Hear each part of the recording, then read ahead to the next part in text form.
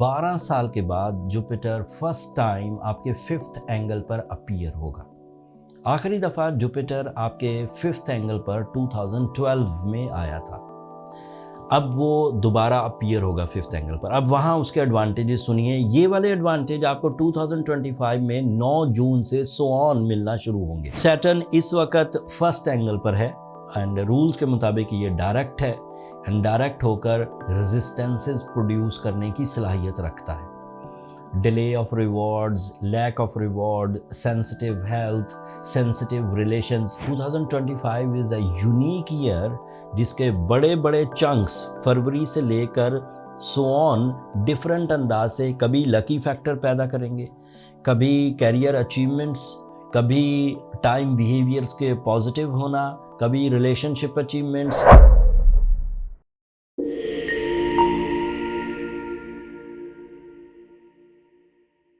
अस्सलाम वालेकुम पाइसियंस, मैं हारिस अज़मी प्रोफेशनल एस्ट्रोलॉजर आपकी खिदमत में हाजिर हूँ। इस साल की 2025 के जो मेजर चंक्स हैं, कौन से महीने आपके लिए अच्छे रहेंगे, किन सेक्टर्स में अच्छे रहेंगे, उनकी तरतीब और तशरीह इस वीडियो में मैं बयान करता हूँ। टेक्निकल साइड की बहुत सारी चीज़ें हैं, बहुत कॉम्प्लेक्स चीज़ें हैं, बहुत डिफ़िकल्ट समझाना मुश्किल होगा। मैं उसे आसान करके आपकी खिदमत में पेश करता हूँ। इस वीडियो में सिर्फ 3 प्लैनेट्स को डिस्कस करूंगा जो 2025 में आपके लिए गैर मामूली बेसिस जनरेट करेंगे। 2024 का जो इख्तिताम है ये जुपिटर की रेट्रोग्रेशन से होगा, इसकी मार्स की रेट्रोग्रेशन से होगा। मरकरी भी रेट्रोग्रेड ही चल रहा है लेकिन बहरहाल वो डायरेक्ट हो जाएगा। एंड सैटर्न आपके फर्स्ट एंगल पर है। इन 3 प्लैनेट्स को मुझे डिस्कस करना है। जुपिटर के डायरेक्ट होने से जुपिटर आपके 4th एंगल पर है। इसके इस साल 2 बिहेवियर रहने वाले हैं। जब ये अभी रेट्रोग्रेशन से बाहर आएगा तो 4th एंगल पर ये आपके लिए कंफर्ट जोन प्रोड्यूस करेगा। You feel more relaxation in the mind and in your physical strength gadgets के थ्रू। फिर जुपिटर 4th एंगल पर आपकी जो इंटेलेक्चुअल एबिलिटीज़ है, सोचने समझने की सलाहियत है, चीज़ों को सीखने की सलाहियत है, चीज़ों को सिखाने की सलाहियत है, वो बढ़ जाएगी। जुपिटर का ये बिहेवियर 8 जून तक चलेगा।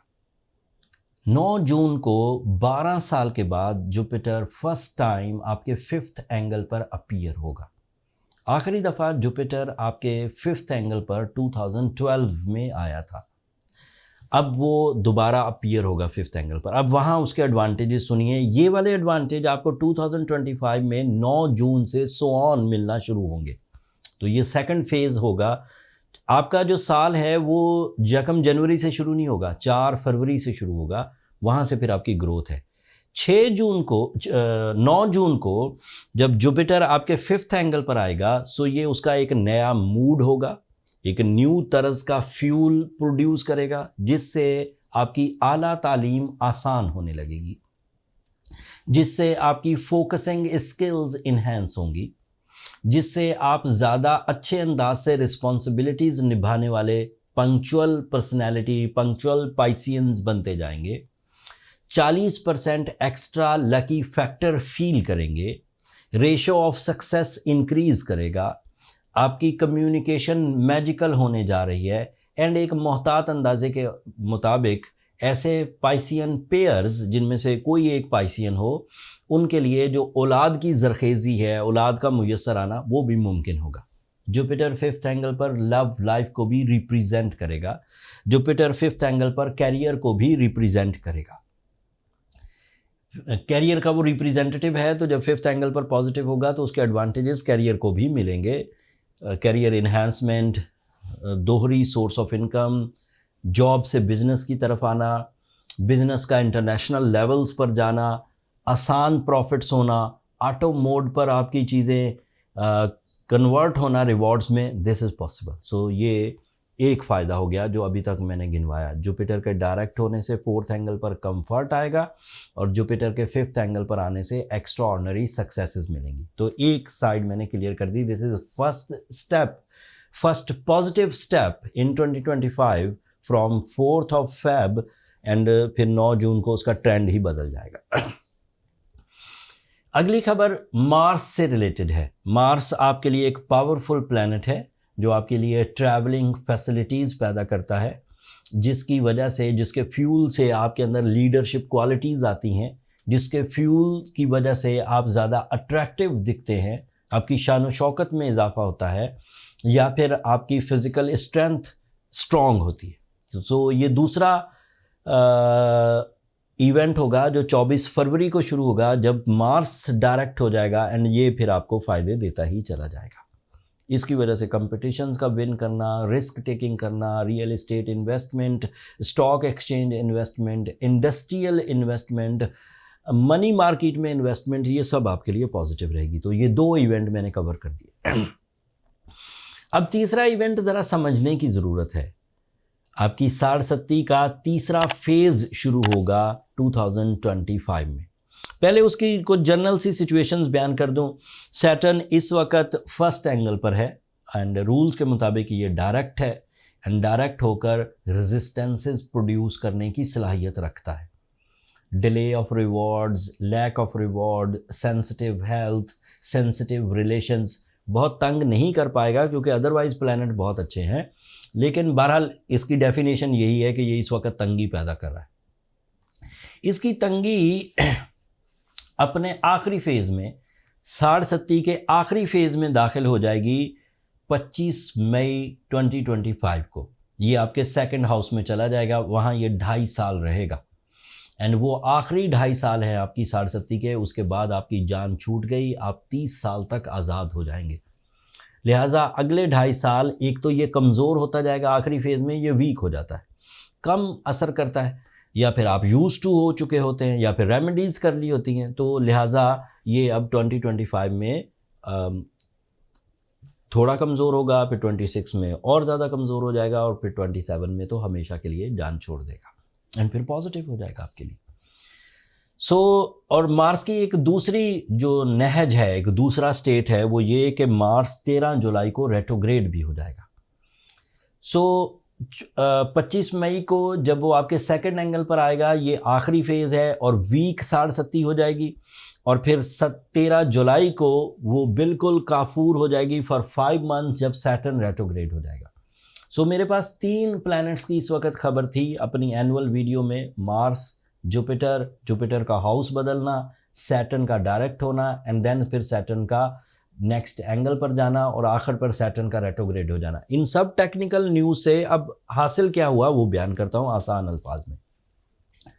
2025 इज़ अ यूनिक ईयर, जिसके बड़े बड़े चंक्स फरवरी से लेकर सो ऑन डिफरेंट अंदाज से कभी लकी फैक्टर पैदा करेंगे, कभी कैरियर अचीवमेंट्स, कभी टाइम बिहेवियर्स के पॉजिटिव होना, कभी रिलेशनशिप अचीवमेंट्स, कभी एजुकेशनल एक्टिविटीज़ का बढ़ जाना, कभी प्लान्स बनाना, कभी इंटरनेशनल अपने आप को अपीयर करना।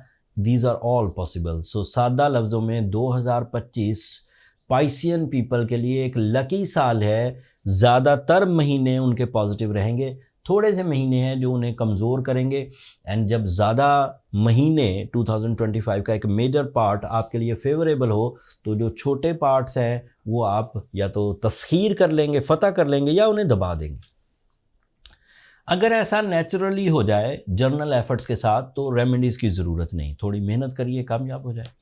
लेकिन अगर आपको लगता है कि वसाइल बिल्कुल डिस्पर्स हो गए हैं, करेज बिल्कुल उलझ गई है, मूड स्विंग हो गया है, रिलेशनशिप ट्रबल्स आ गई हैं, एंड अदरवाइज भी कुछ ऐसी कॉम्प्लिकेशंस हैं जिसको ह्यूमन एफर्ट से रिकवर नहीं किया जा सकता, देन फिर आप सूरह शम्स ज़रूर पढ़िए 5 टाइम्स इन अ डे।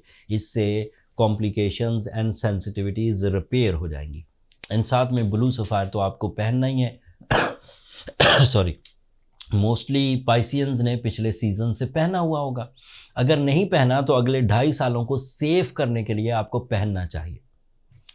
आप अगर थोड़ा हैवी डोज ब्लू सफ़ायर लें, लाइक 10 to 12 कैरेट्स, तो it is so beneficiary with the सूरह शम्स, ब्लेसिंग्स एंड साइंटिफिक रेमेडी, दोनों मिलकर आपको इस क्राइसिस से बाहर निकाल देंगे। ब्लू सफ़ायर पर हमने मेजर डिस्काउंट्स दी हैं 30% अपने ऑनलाइन स्टोर पर। नीचे डिस्क्रिप्शन में लिंक आ रहा होगा स्टोर का, आप वहाँ से बाय करेंगे अगले 2 दिन तक, क्योंकि अब वो जो स्टॉक हमें डिस्काउंटेड प्राइस पर मिला था वो अब फिनिश हो चुका। अब हमें दोबारा लिस्ट करना है तो वो प्राइजेज़ पूरी हमें पे करनी पड़ेंगी। लिहाजा अगर स्टोन अगले 2 दिनों में बाई होता है तो फिर मैं आपको अभी भी 30% डिस्काउंट ऑफ़र कर रहा हूँ। ये इस साल के वो इवेंट्स थे जो मैंने आपकी खिदमत में पेश किए, जो बड़ी बड़ी तब्दीलियों की वजह बनेंगे। छोटी छोटी तब्दीलियाँ जैसे वीनस के अपीयर होने से, मरकरी के अपीयर होने से, सन के अपीयर होने से, फुल मून होने से, ग्रहण कितनी दफ़ा लगेंगे अगले साल, उसकी एक अलग या बी पार्ट इसी 2025 एनालिसिस का आपकी खिदमत में फिर कुछ हफ्तों बाद पेश कर दूंगा। अब अगर मेरी ये 2025 की रिपोर्ट्स, एनालिसिस, एक्सपीरियंसेस आपकी नॉलेज में इजाफ़ा किए हों या आप इस नॉलेज से ज़िंदगी में कोई इतना सा भी फ़ायदा उठाएं तो अपनी दुआओं में मुझे और मेरी टीम को ज़रूर याद रखिएगा। चैनल को सब्सक्राइब करना मत भूलिएगा। पाइसियंस, आप लोगों की सब्सक्रिप्शन मेरी हौसला अफजाई की वजह बनती है। अगले हफ्ते तक के लिए इजाज़त दीजिए। अल्लाह ने